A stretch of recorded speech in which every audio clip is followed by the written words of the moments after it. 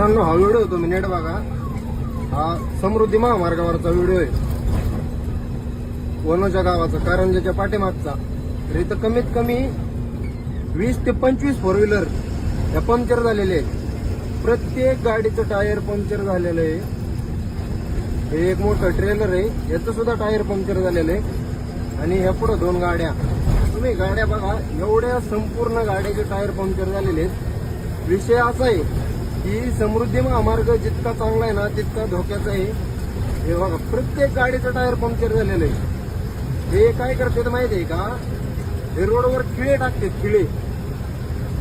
आणि रोड मोठा असल्यामुळे गाड्यांची स्पीड जास्त असते, रोडवर खिळे टाकतात, त्यामुळे गाड्या पंक्चर होतात. काय गाड्यांचे ऍक्सिडेंट पण झालेले आहेत वायबल होऊन.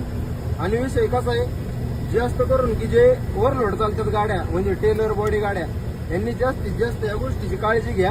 कारण कसं आहे, आपल्या गाड्या वजन असते, आपल्या जीवाला धोका झाला नाही पाहिजे. आणि गाड्या ज्या वेळेस पंक्चर होत्या, जोपर्यंत लवकर हेल्पलाईन येत नाही तोपर्यंत येते, हाणमार करते, लुटमार करून निघून जाते.